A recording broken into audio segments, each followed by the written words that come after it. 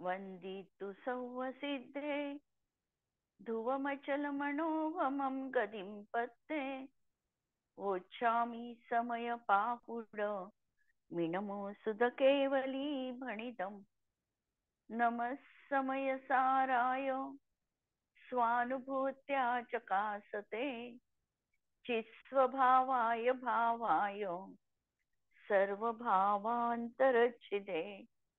अंतिम शासन नायक 1008 भगवान महावीर स्वामी की जय। द्वादशांगो श्रुत देवी की जय। स्वाध्याय कक्ष संपेपर्यंत आपणा सर्वांना चतुर्विध आहाराचा त्याग असणार आहे। समयसार ग्रंथ आपण बघतो आहे आणि संवराधिकार आपला पूर्ण झालेला आहे आणि संवराधिकाराची जी प्रस्तावना सुरुवातीला दिलेली आहे ती आपण वाचणार आहोत।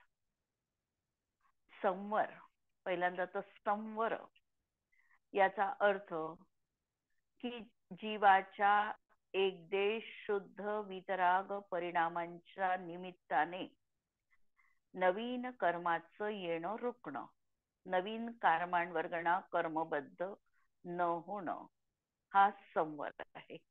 या ठिकाणी जीवाचे एक देश शुद्ध वितराग परिणाम हे महत्वाचे आहे, ज्याला समजण्यासाठी आम्हाला तत्वार्थ सूत्राचा आधार घ्यावा लागतो की गुप्ती समिती धर्म अनुप्रेक्षा परिसहजय चारित्रयी ही यांनी संवराची प्राप्ती होणार आहे। पण नुसतं आम्ही हे संवराचे भेद प्रभेद जाणले की गुप्तीनी संवर होतो किंवा बाह्यतः त्या तदनुकूल आचरणही केलं, समितीचं आचरण केलं, पण निश्चय समिती काय ज्ञात नाही, निश्चय गुप्ती काय ज्ञात नाही आणि आम्ही नुसतं व्यवहारामध्ये गुंतून राहिलो, बाह्यतः आचरण केलं आणि त्या अनुषंगाने आमची आंतरिक वितरागता नसेल तर जीवनामध्ये संवराची प्राप्ती होणार नाही। समितीचं पालन काटेकोरपणे करत आहे, पण खऱ्या अर्थाने निश्चय समिती काय आहे हे कळलं नाही तर आम्हाला अजूनही आम्ही संवरापासून दूर आहोत। निश्चय आम्हाला कळलेला नाही। एक देश वितरागता ही जीवनात असली पाहिजे। कर्णानुयोगाच्या भाषेमध्ये जर सांगायचं झालं तर त्या जीवाला तेवढ्या कषायांचा अनुदय क्रम प्राप्त असेल तरच संवराची सुरुवात आहे। संवराची सुरुवात ही चौथ्या गुणस्थानापासून होणार आहे। जेवढ्या अंशाने रागद्वेषादी परिणामांचा निचरा होईल, निवृत्ती होईल, जेवढा हा आत्मस्वरूपामध्ये लीन राहील तेवढ्या अपेक्षेने त्याला संवर आणि निर्जरा आहे आणि ज्या अनुषंगाने कषायांचा सद्भाव आहे या अनुषंगाने त्याच्या जीवनामध्ये आश्रव आणि बंध आहे। चौथ्या गुणस्थानापासून 10व्या गुणस्थानापर्यंतची अशीच ही प्रवृत्ती आहे। चौथ्यामध्ये अनंतानुबंधीचा अनुदय आहे, त्या अनुषंगाने संवर आणि निर्जरा आहे। 5व्या गुणस्थानात अप्रत्याख्यानावरणाचा अनुदय आहे, म्हणजे 8 कषायांचा अनुदय आहे, सोबत मिथ्यात्वाचा अनुदय आहेच आहे, तरच 5वं गुणस्थान आहे। आणि हे असताना 8 कषायांच्या अनुदयामध्ये संवर आणि निर्जरा आहे आणि बाकी प्रत्याख्यानावरणादी कषायांच्या सद्भावामध्ये जी प्रवृत्ती होऊ लागलेली आहे त्यांनी तिथेही आश्रव आणि बंध होतो आहे। मुनींच्या जीवनामध्ये 12 कषायांच्या अनुदयात म्हणजे प्रत्याख्यानावरण कषाय पण गेलेले आहे आणि त्या अनुषंगात असणारी संवर आणि निर्जरा आहे। 6व्या गुणस्थानापर्यंत धारा जी आहे ही बुद्धिपूर्वक पण आहे, पण 7च्या पुढच्या भागामध्ये जेव्हा आता श्रेणी आरोहण करणार आहे तिथे ही संज्वलनचा उदय आहे। उदय असताना संज्वलनच्या उदयामध्ये आश्रव आणि बंध होतोच आहे, पण बुद्धिपूर्वक कषाय आता विद्यमान नाही। शुद्ध आत्म्याकडे लक्ष एकाग्र झालेलं आहे। श्रेणी आरोहण करणारा तो जीव आहे, पण त्या त्या गुणस्थानाच्या भूमिकेनुसार तेवढ्या कर्माचा सद्भाव आणि तेवढ्या कर्माचा असद्भाव म्हणजे अनुदय हा जीवनात अपरिहार्यपणे होणार आहे. आणि तशाच क्रमाने आम्हाला संवर निर्जरा घटित करावी लागते. जेव्हा 10व्या गुणस्थानात आला, 10व्या गुणस्थानामध्ये देखील सूक्ष्म लोभाचा उदय आहे. हा सूक्ष्म लोभ कशामुळे आहे? तर मोहनीय म्हणजे संज्वलन मोहनीयाच्या लोभाच्या मंद उदयात आहे. हा मंद उदय कसा आहे याचं आम्ही काटेकोरपणे दिग्दर्शन करू शकत नाही, पण स्थूल रीतीने आम्ही सांगू शकतो की हा सूक्ष्म लोभ कशा प्रकारचा आहे. जसं आम्ही 2 पेले पाण्याने भरून घेतले. एका पेल्यामध्ये आम्ही शाईचा एक थेंब टाकला. थोडाफार रंग बदललेला आहे, हाही बादर आहे, पण त्या पेल्यामधलं एकच चमचा पाणी आम्ही घेऊन दुसऱ्या स्वच्छ असलेल्या पेल्यामध्ये टाकलं.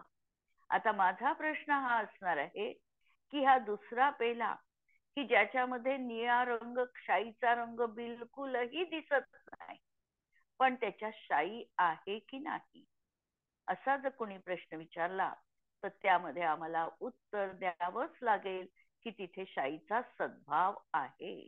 दिसत नाही आहे, पण तरी देखील तो सद्भाव मानावा लागतो. त्याप्रमाणे 10व्या गुणस्थानामध्ये सूक्ष्म लोभ इतका सूक्ष्म आहे की तो लक्षातही येत नाही. नवीन मोहनीय कर्माला देखील तो आकर्षित करू शकत नाही, कारण तिथे मोहनीय कर्म बांधल्या जात नाही. पण तरीही सूक्ष्म लोभाचा उदय आहे. पर्यायी मध्ये सूक्ष्म लोभ विद्यमान आहे, पण आता मात्र नवीन कर्मबंध रुकलेला आहे, अशी ही परिस्थिती कर्माची असणार आहे. तर ह्या सगळ्या भूमिका आणि हा जेव्हा आम्ही सगळा चार्ट आम्ही जीवनात बघू, अनुभवात येऊ, तेव्हा संवर आणि निर्जरा नेमकी कशामुळे आहे आणि कर्माचा आश्रव आणि बंध कशामुळे आहे हे आम्हाला कळून येतं. म्हणून हे भेद प्रभेद जाणून त्यांची बाह्यतः प्रवृत्ती म्हणजे संवर आहे असं अज्ञानी मानतो. परंतु एवढ्यानेच आगामी कर्माचा संवर होत नाही. त्याच्यासाठी अंतरंग बाजू देखील महत्वाची आहे. आश्रवाचे आणि बंधाचं मूळ कारण अज्ञानमय राग द्वेष मोह भाव आहे. अनादी कालापासून जे आम्ही कर्म बांधतो आहे, कर्म बंधनाची मूळ कारण आहे आमचे जीवाचे राग द्वेष मोहरूप परिणाम. रागादिकांचे कर्तृत्व आणि स्वामीपणा जो पावेतो आहे, तोपर्यंत भेद विज्ञान नसल्यामुळे संवर होणार नाही. जोपर्यंत अंतरंगामध्ये स्वभाव आणि विभाव, रागद्वेषादी भाव आणि न्यायक स्वभावी आत्मा याच्यामध्ये आम्ही भेदविज्ञान करत नाही, तोपर्यंत संवर जीवनामध्ये नाही. भेदविज्ञान पहिल्यांदा आम्हाला आचार्यांनी करविलं 29 भावांपासून, रागादी भावांपासून आणि पुद्गलादी भावांपासून. त्याही ठिकाणी ही गोष्ट आचार्यांनी सांगितली होती की या भावांना तू वेगळं आहे हे जाण. याची व्याप्ती तुझ्याशी घटित होत नाही, याची व्याप्ती घडते ती पुद्गलाशी घडते, आणि म्हणून तो पुद्गलाचा परिणाम आहे, जीवाचा परिणाम नाही. हे एका अपेक्षेने म्हटलं, तर दुसऱ्या अपेक्षेने सांगितलं की तो तुझ्यातच होतो आहे, म्हणून तुझाच परिणाम आहे. हे सांगताना आता आचार्य पुढे सांगतात की याचं कर्तृत्व आणि स्वामित्व तू स्वीकारू नको. त्याचा मी कर्ता आहे हे अंतरंगामध्ये मानू नकोस. त्याचा कर्ता तू नाही. आणि त्याचं क्रोधाधिक जे आहे त्याची प्रतिष्ठा कशात आहे, तर क्रोधाधिकांमध्येच त्याची प्रतिष्ठा आहे. ज्ञानाची प्रतिष्ठा कशात आहे, तर त्याच्या ज्ञानामध्येच त्याची प्रतिष्ठा आहे. न क्रोध ज्ञान रूप झाला, न ज्ञान क्रोध रूप झालं, म्हणून दोन मध्ये अत्यंत भेद आहे. हा स्वभाव भेद आहे. आणि आचार्यांनी संवराधिकारामध्ये सर्वात पहिल्यांदा जी भूमिका मांडली की जिथं स्वभाव भेद आहे तिथं प्रदेश भेद आहे. क्रोधाचे प्रदेश अलग आहे आणि ज्ञानाचे प्रदेश अलग आहे. हे म्हणत असताना आचार्यांना हे सांगायचंय की तुझ्या स्वभावात क्रोधाचा स्वभाव हा चैत्य रूपाचा आहे, जाणन रूपाचा नाही. तो तुझ्या ज्ञानाचा विषय बनला, ज्ञेय बनला, पण तो न्यायक नाही. हे आचार्यांना दाखवायचंय. आणि म्हणून तिथे स्वभाव भेद आहे. आणि परत एक सिद्धांत सांगितला की जिथं स्वभाव भेद आहे तिथं प्रदेश भिन्नता आहे. जीवाचा स्वभाव, क्रोधाचा स्वभाव वेगळा, ज्ञानाचा स्वभाव वेगळा. आणि दुसरी परत एक गोष्ट सांगितली की जिथे प्रदेश भिन्नता आहे तिथे द्रव्यभेद देखील आहे. म्हणून रागाधिकांचं कर्तृत्व आणि स्वामित्व हे जोपर्यंत जीव घेतो आहे तोपर्यंत भेद विज्ञान त्याला नाही. त्यामुळे संवर होणार नाही. मोहादिकांपासून भिन्न आत्म्याच्या प्रतीतीपूर्वक ज्ञानाने संवर होतो. म्हणून आपल्याला पाहायचं आहे हे की प्रति समय अंतरंगात जे माझे विभाव भाव होतील त्याला आपण टाळू शकणार नाही, ते होणार आहे. पण होत असतानाही माझं चिंतन असं चालू शकतं की हा मी नाही. राग माझ्यात होतो आहे आणि याचं आंतरिक चिंतन सुरू आहे की राग माझा नाही. म्हणून मोहादिकांपासून भिन्न आत्म्याची प्रतीती यांनी आम्हाला संवर होईल. जाणन क्रियेमध्ये ज्ञान जसे प्रतीत होते तसे क्रोधाधिक प्रतीत होत नाही.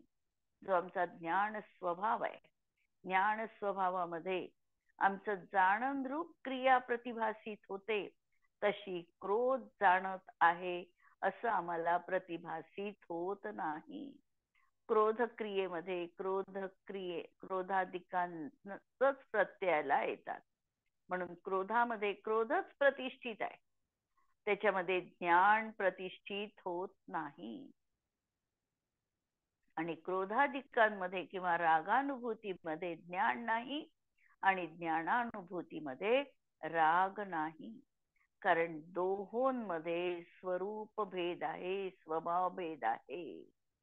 रागादी चैतन्य स्वभावापासून भिन्न असून ते पर आहेत. असे दृढ भेद विज्ञान झाला असताना आत्म्याची ज्ञान दर्शन चारित्रमय परिणती रागादिकांपासून स्वभावतःच परावृत्त होते. जेव्हा वारंवार ही भावना भावली जाते की रागादी माझ्या पर्यायी जरूर होतात आहे, पण माझ्या चैतन्य स्वभावापासून ते भिन्न आहे. मी राग नाही.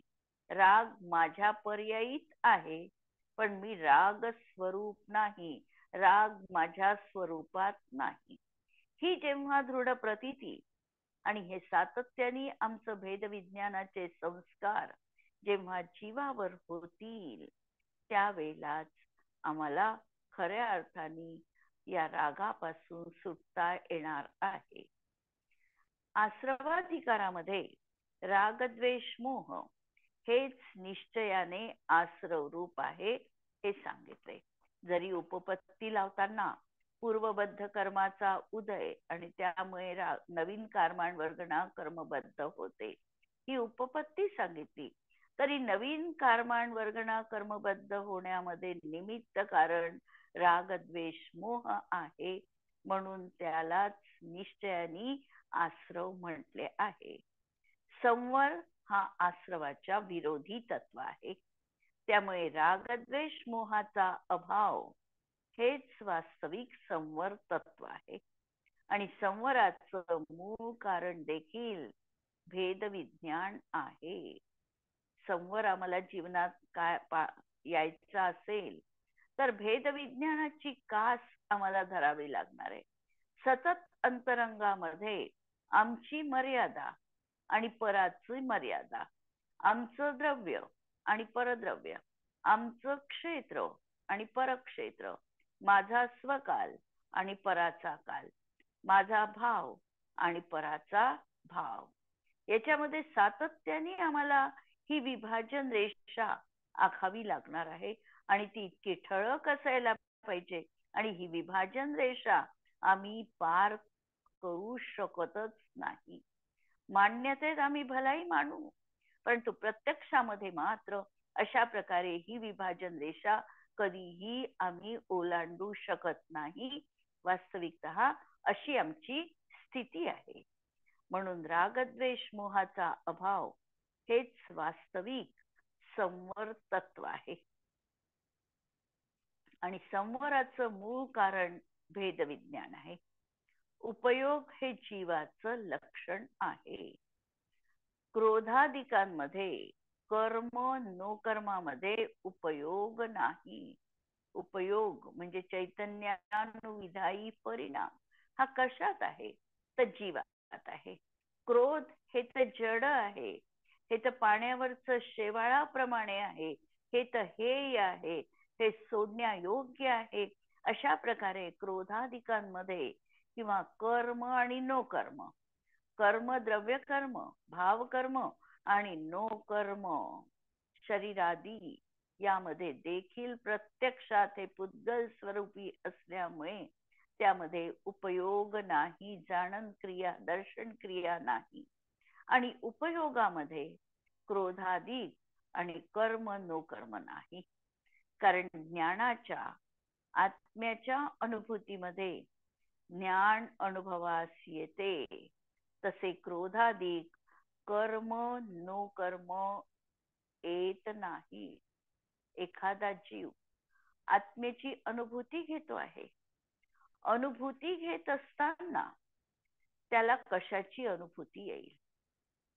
त्याला तर हे जाणवेल की मी ज्ञानाची अनुभूती घेतो आहे, ज्ञानाचा आनंद अनुभवतोय आणि कर्म आणि नो कर्म माझ्यापासून आत्ताही पृथक आहे हे मी नाही, अशाच प्रकारची सम्यक दृष्टीची आत्मानुभूती असते. कर्माला जड म्हटलेलं आहे, कर्माला अचेतन म्हटलेलं आहे, भाव कर्माला देखील अचेतन म्हटलं. कोणत्या अपेक्षेने अचेतन म्हटलं? हे जीवामध्ये होतात, पण जीवामध्ये होत असताना सुद्धा याची व्याप्ती जी घटित होते ती जीवाशी घटित होत नाही, ती पुद्गलाशी घटित होते. पहा कशी व्याप्ती घटित होते पुद्गलाशी. जिथे जिथे जीव आहे तिथे तिथे क्रोध आहेच, अशी व्याप्ती सर्वत्र घटित होत नाही. कारण सिद्ध जीव आहेत पण तिथं क्रोध नाही. म्हणजे जिथे जिथे जीव आहे तिथे तिथे रागद्वेषादी आहे हे घटित होत नाही. उलट ज्या ज्या ठिकाणी कर्माचा उदय आहे त्या त्या ठिकाणी जीवाचा रागरूप परिणाम आहेच. ही व्याप्ती मात्र घटित होते आणि ह्या व्याप्ती संबंध दाखविल्यामुळे जीव त्यापासून वेगळा ठरतो. म्हणून या रागादिकांची व्याप्ती ही पुद्गलामध्ये घटित होते, जीवामध्ये घटित होत नाही. एक कारण. दुसरं कारण सांगितलं की जेव्हा आत्म्याचा अनुभव येतो या अनुभव काळामध्ये सुद्धा मी ज्ञायक स्वभावी आत्मा आहे अशी जीवाला अनुभूती होते, मी राग आहे अशी अनुभूती येत नाही. म्हणून राग जीवाचा नाही. तिसरं कारण सांगितलं की शुद्ध आत्मा जेव्हा म्हटल्या जातो तेव्हा तो असा सर्व सर्व विभावांपासून पृथकच असणार आहे आणि म्हणून आत्मा रागादिकांपासून पृथक आहे. म्हणून हे महत्वाचं वाक्य आलेलं आहे की क्रोधादिकांमध्ये उपयोग नाही आणि उपयोगात क्रोधादिक नाही. कारण ज्ञानाच्या आत्म्याच्या अनुभूतीमध्ये ज्ञान जसं अनुभवाला येतं तसं क्रोधादिक कर्म किंवा नो कर्म येत नाही. आणि क्रोधादिक अनुभवाला येतात तेव्हा ज्ञान अनुभवाला येत नाही. याप्रमाणे उपयोग आणि क्रोधादी यामध्ये अत्यंत भेद आहे. कोणत्याही प्रकारे उपयोग आणि क्रोध यामध्ये अभेद मानला तर क्रोधादी विकारांपासून निवृत्ती होणार नाही. का आचार्यांना क्रोध पौद्गलिक आहे हे सांगावं लागलं? जर क्रोध म्हणजे जीव आहे हे सांगितलं, जीव आणि क्रोध एक आहे असं जर म्हटलं, तर हा जीव कधीही क्रोधाधिकांपासून दूर हटणार नाही. क्रोध का सोडायचा? क्रोध म्हणजे तर मीच आहे अशा प्रकारचा याचा उत्तर त्या ठिकाणी राहील. आणि म्हणून अभेद मांडला तर क्रोधादी विकारांपासून कधीही हा निवृत्त होणार नाही. म्हणून अनुभूतीमध्ये उपयोग हा क्रोधाधिकांपासून अत्यंत भिन्न प्रतीतीत येतो. ग्रंथकार आणि टीकाकार अमृतचंद्राचार्यांनीही तेथे प्रदेश भेद सांगितलेला आहे. अगदी संवराधिकाराची सुरुवातीची गाथा जर आपण उघडली, पहिल्यांदा ज्ञानाचं अभिनंदन करणार मंगलाचरण आणि त्यानंतर येणाऱ्या 3 गाथा त्या जर आम्ही बघितल्या तर आम्हाला हे दिसतं की क्रोध क्रोधात आहे, उपयोग उपयोगामध्ये आहे, क्रोध आणि उपयोग यांच्यामध्ये प्रदेश भिन्नता आहे आणि ते अध्यात्माच्या भूमिकेशी सुसंगत आहे. कारण प्रदेशाधिकांद्वारा सर्व प्रकारे भेद दृष्टीमध्ये असेल तरच रागाधिकांपासून निवृत्ती संभवते. जर आम्ही म्हटलं की याच्यामध्ये द्रव्यभेद आहे, स्वभावभेद आहे, प्रदेशभेद आहे, म्हणून क्रोध माझ्यापासून भिन्न आहे, तर आम्हाला पटेल. आणि जर म्हटलं की यामध्ये स्वभावभेद नाही, प्रदेशभेद नाही, द्रव्यभेद नाही, मी आणि क्रोध एकच आहे, तर आम्ही क्रोधाला सोडण्याचा कधीच प्रयत्न करणार नाही. म्हणून संवराधिकारामध्ये क्रोधाचे प्रदेश अलग आणि उपयोगाचे प्रदेश अलग हे त्या ठिकाणी सांगितलं. म्हणून अध्यात्म ग्रंथामध्ये हे योग्यच आहे. कारण प्रदेशाधिकांद्वारा सर्व प्रकारे भेद दृष्टीमध्ये असेल तरच रागाधिकांपासून निवृत्ती संभवते आणि रागाधिकांची व्याप्ती जीवाशी तर नाही, प्रत्युत पुद्गलाशी त्याची बाह्य व्याप्ती आहे. आता मी जे सांगितलं की रागाधिकांची व्याप्ती जीवाशी नाही, याचा अर्थ जिथे जिथे जीव आहे तिथे तिथे राग आहे असं समीकरण बसत नाही. उलट जिथे जिथे कर्माचा उदय आहे तिथे तिथे राग रूप परिणाम आहे, ही व्याप्ती मात्र सर्वत्र घटित होतेच. आणि म्हणून बाह्य व्याप्ती 2 द्रव्यातली दाखवली म्हणून त्याला बाह्य व्याप्ती म्हटलं. म्हणून ही बाह्य व्याप्ती अशी ही पुद्गलाशी आणि रागाशी घटित होते. म्हणून पुद्गल आणि जीव यामध्ये तर अत्यंत भावाने अत्यंत भेद आहे. अशा भेद विज्ञानानेच शुद्ध आत्म्याची प्राप्ती होते. भेद विज्ञान ज्याला आहे तोच ज्ञानी आहे. भेद विज्ञान ही पहिली भूमिका आम्हाला जीवनामध्ये प्रखरतेने उजागर करावी लागते. माझं सर्वांपासून मी पृथक आहे आणि मी माझ्या स्वरूपातच आहे, ही जेवढी काटेकोरपणा विवक्षा मी लावू स्वतःमध्ये, आणि केवळ शब्दांनी नाही, केवळ आचार्य सांगतात म्हणूनही नाही, स्वतःच्या अनुभूतीमध्ये ती गोष्ट उतरवायची आहे. म्हणून असं भेदविज्ञान ज्याला होईल तोच ज्ञानी आहे. ज्ञानीचा निर्णय असतो की कर्मोदयाने तप्त ज्ञानी ज्ञान स्वभावास सोडत नाही. कितीही त्याच्यावर उपसर्ग आले, कितीही संकट कोसळली, कितीही विपरीत परिस्थिती आली, तरी ज्ञानीचा विवेक जीवनातून सुटत नाही.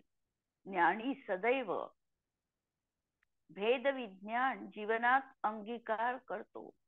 उष्णता, शरीर दाह हे सगळं होत आहे, किंवा कडाक्याची थंडी आहे, पावसाची रिपरिप सुरू आहे, या सगळ्या प्रतिकूल परिस्थितीमध्ये देखील ज्ञानीची जी काही सगळी क्रिया आहे जे मूल गुणांचं पालन आहे, जे उत्तर गुणांचं पालन आहे, याच्यामध्ये कधीही शिथिलता येत नाही.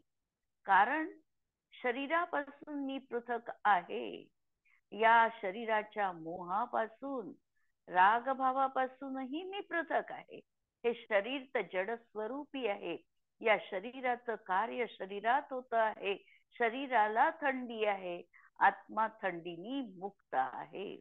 शरीरासाठी आहार आहे, आत्मा ज्ञान शरीरी किंवा आत्मा हा ज्ञान विहारी आहे. आत्म्याचा ज्ञान हाच आहार आहे. आणि हा जो पुद्गलिक आहार आहे हा शरीराचा आहे. ही सतत भेद विज्ञान त्याच्या जीवनामध्ये विपरीत परिस्थितीमध्ये देखील तो जागरूक आहे. म्हणून कर्मोदयानी तप्त झाला. अनेक उपसर्ग मुनींची उदाहरणं आम्ही डोळ्यासमोर आणता येतात. आमच्या ग्रंथांमध्ये त्यांना स्थान दिलेलं आहे. प्रत्येक तीर्थंकरांच्या काळामध्ये 10 उपसर्ग केवली झालेले आहे. स्वभाव सुटेल तर वस्तूचाच नाश होईल.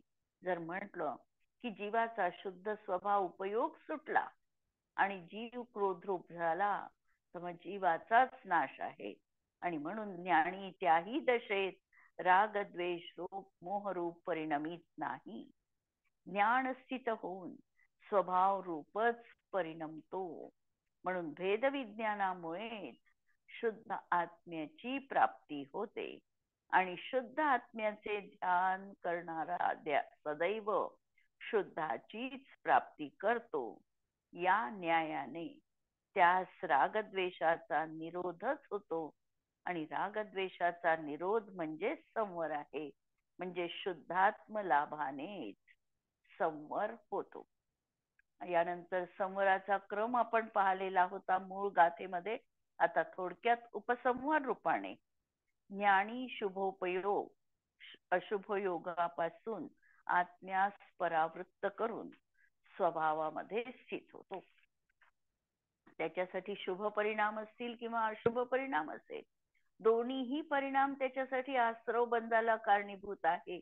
आणि म्हणून वितरागतेचाच तो ध्यास जीवनात घेतो. वितराग भावच जीवनात कसा राहील याचाच त्याचा प्रयत्न असतो.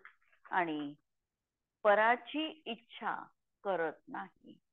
बाह्य अभ्यंतर परिग्रहापासून निवृत्त होऊन क्रोधादिकांचे वेदन न करता एक न्यायकृप आत्म्याचंच वेदन आणि तो या क्रमाने कर्मरहित शुद्ध स्वरूप प्राप्त करतो. अशा तऱ्हेने बाह्य आणि अभ्यंतर परिग्रहापासून तो निवृत्त होतो. 24 प्रकारच्या परिग्रहांना तो धारण करत नाही. अंतरंगामध्ये क्रोधादी मी नाही ही सतत भावना जागरूक ठेवून न्यायक स्वभावी एक आत्मतत्वाचंच आराधना त्याच्या जीवनामध्ये असणार आहे. आणि अशा क्रमाने क्रमरहित शुद्ध स्वरूप तो प्राप्त करतो. म्हणजे केवल ज्ञानाची तो प्राप्ती करतो. याप्रमाणे ज्ञानीला स्वभावतःच मिथ्यादिकांपासिक अध्यवसानाचा अभाव असतो. ज्ञानी झाला याचाच अर्थ त्याच्या जीवनात मिथ्यात्व नाही. त्याच्या जीवनात 5 प्रकारचे जे विपरीत मान्यता, एकांत, विनय, अज्ञान आदी हे त्याच्या जीवनामध्ये नाही. आणि त्या अनुषंगाने अनंतानुबंधी देखील त्याच्या जीवनात नाही. म्हणून या सगळ्या अध्यवसानांचा, खोट्या भावांचा, विपरीत मान्यतेचा त्याला अभाव आहे. आणि अध्यवसान रूप हेतूच्या अभावी कार्यभूत आश्रवाचा अभाव होतो. आश्रवाच्या निरोधाने कर्माचा निरोध होतो. जर आश्रव भावच केले नाही, रागद्वेष मोहच झाले नाही, तर नवीन कर्मांवर्गणा देखील कर्मरूप परिणत होत नाही. म्हणजे कर्म देखील त्याच्या जवळ येत नाही. कर्माच्या परिकरात तो आहे, पण तरी देखील कर्म त्याला स्पर्श करू शकत नाही. अशी एक वितरागतेची शक्ती त्याच्या जीवनात प्राप्त झालेली आहे. त्यामुळे नो कर्माचा निरोध होऊन संसाराचा निरोध होतो. त्या अर्थी शुद्धात्म लाभाने रागादी आश्रव भावांचा अभाव रूप संवर होतो. शुद्धात्म लाभ हा भेद विज्ञानानेच होतो, म्हणून सदैव भेद विज्ञानाची भावना कर्तव्य आहे. जो पावे तो आत्मा पूर्ण ज्ञान रूप होईल, तोपर्यंत भेद विज्ञानाची भावना अखंड करावी. भावयेत भेद विज्ञानात अविच्छिन्न धारया, यावत तावत पराच्युत्वा ज्ञानम ज्ञाने प्रतिष्ठिते. अशा प्रकारे ही भावना सदैव अंतरंगामध्ये ठेवावी आणि जेवढे कोणी जीव आज तागायत सिद्ध झाले, आत्ता होत आहे किंवा भावी काळात होतील, ते केवळ भेद विज्ञानाच्याच प्रवाहाने होणार आहे हे समजून सदैव माझ्या जीवनात देखील भेद विज्ञान मला कसं करता येईल हा भाव आम्हाला ठेवायचा आहे.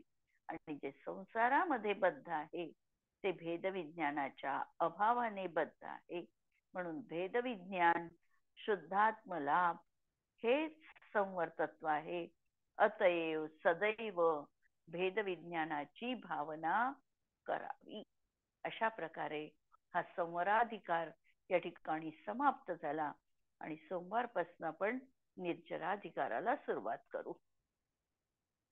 जिनवाणी के ज्ञान ते सूझे लोकालोक, सो जिनवाणी मस्तक नमो सदा देत हूँ भोग. नमो अरिहंताणम नमो सिद्धाणम नमो आयर्याणम नमो वज्रायाणम नमो लोये सवसावनम. सर्वांना जय जिनेंद्र.